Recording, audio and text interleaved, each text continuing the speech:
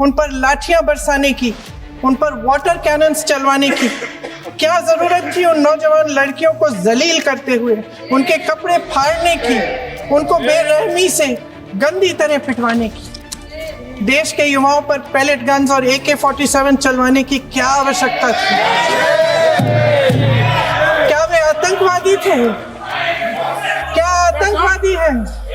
Terrorist हैं? हाँ, कांग्रेस बोल रही है। हाँ, कांग्रेस बोल रही है।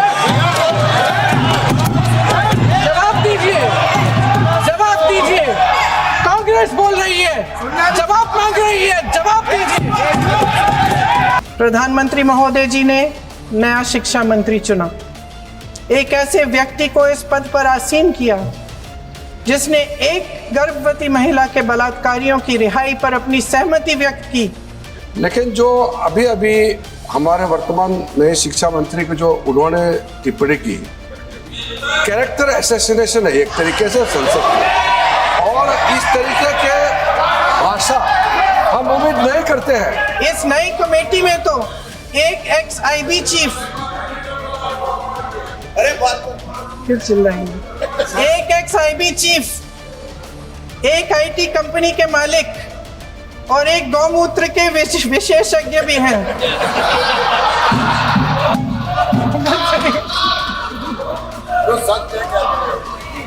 इन्हें शिक्षा के बारे में क्या पता जी?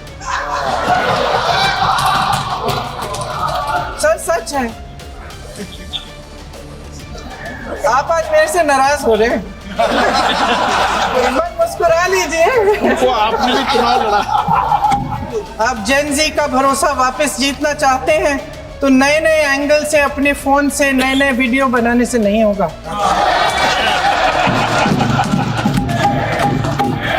प्रधानमंत्री जी को कैमरे का एंगल नहीं, दिल का एंगल बदलना पड़ेगा। कुछ दिनों पहले हम राम मनोहर लोहिया अस्पताल गए थे। पुलिस लाठीचार्ज में घायल दिल्ली की उस छात्र की स्थिति जानने के लिए जो ICU में अपनी जिंदगी की सबसे बड़ी लड़ाई लड़ रही है।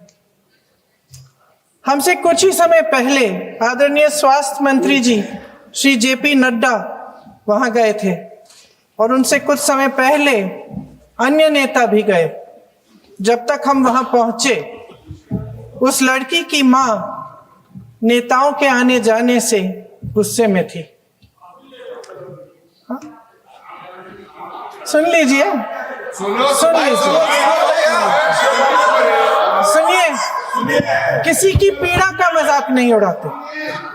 किसी कोई भी हो, किसी की पीड़ा का मजाक नहीं उड़ाते। बिल्कुल। आप संसद में बैठे हैं, निशिकांत जी आप बना रहे हो। जब तक हम वहां पहुंचे, उस लड़की की मां नेताओं के आने जाने से गुस्से में थी। किस लिए आए हो? उसने ICU के दरवाजे के बाहर खड़े होकर हमें पूछा। हमारे सामने कांपते हुए हाथ जोड़े कहने लगी कि धन्यवाद आप आए हैं, ठीक है, मगर मुझे किसी से नहीं मिलना, मुझे किसी से बात नहीं करनी। महोदय, उस मां की पीड़ा से उसका पूरा शरीर कांप रहा था, लेकिन उसने दृढ़ आवाज में कहा, सुबह से बड़े बड़े लोग यहां आ रहे हैं, एक के बाद एक वीडियो बना रहे हैं। वह भी आए जिन्होंने मेरी बेटी का ये हाल किया है।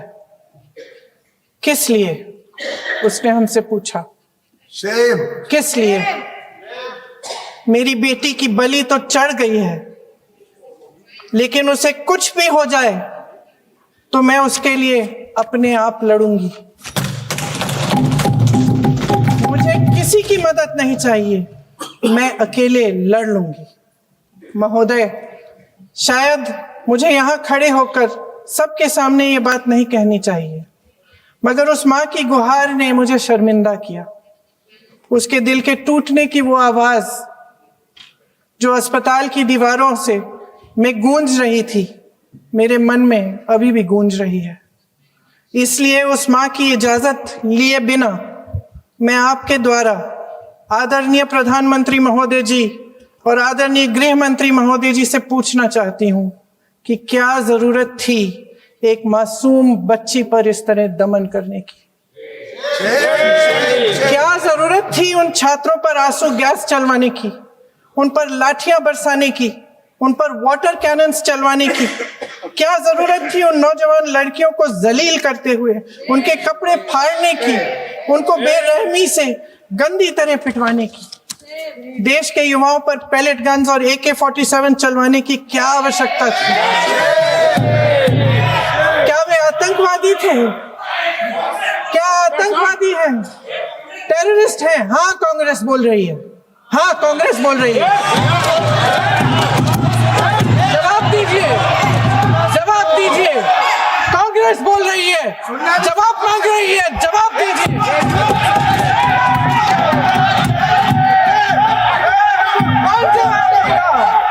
कौन जवाब देगा? गृह मंत्री जी जवाब देंगे। किसने ऑर्डर दिया?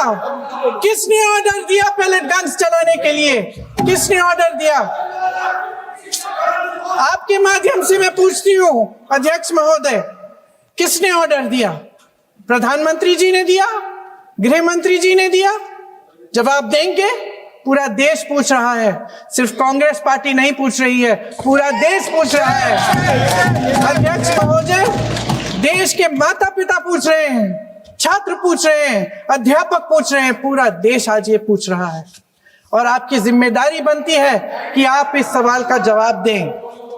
क्यों डरते हैं आप इस देश के नौजवानों से? क्यों डरते हैं आप इस देश की बुलंद आवाज से? और उस आवाज को दबाने का हक आपको किसने दिया है?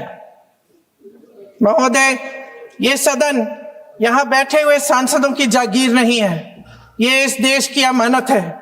यहां बैठे हम सब इस देश की जनता, इस देश के युवाओं, बुजुर्गों, गरीबों, अमीरों और सब धर्मों, सब वर्गों के देशवासियों के सेवक हैं। हम उनके प्रतिनिधि हैं और ये सत्ता हमें उन्होंने ही दी है।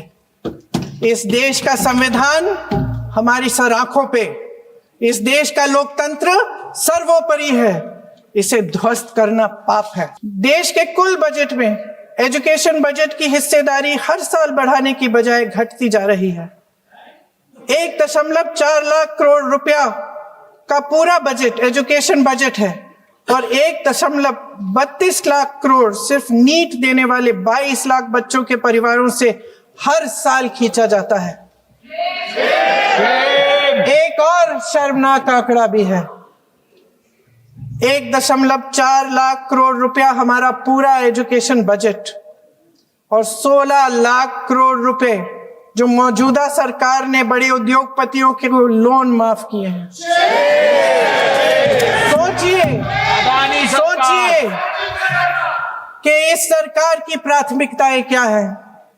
सच ये है अध्यक्ष महोदय कि जिस तरह अस्पताल में उस छात्रा की मां का विश्वास पूरे सिस्टम से हट गया है, उसी तरह देश के युवाओं का भरोसा इस पूरे सिस्टम से टूट चुका है। प्रधानमंत्री महोदय जी ने नया शिक्षा मंत्री चुना, एक ऐसे व्यक्ति को इस पद पर आसीन किया जिसने एक गर्भवती महिला के बलात्कारियों की रिहाई पर अपनी सहमति व्यक्त की, खुशी जताई। देश की करोड़ों लड़कियों को प्रधानमंत्री जी ने क्या संदेश दिया? सर, अखबारों में है, अखबार में नहीं। मेरा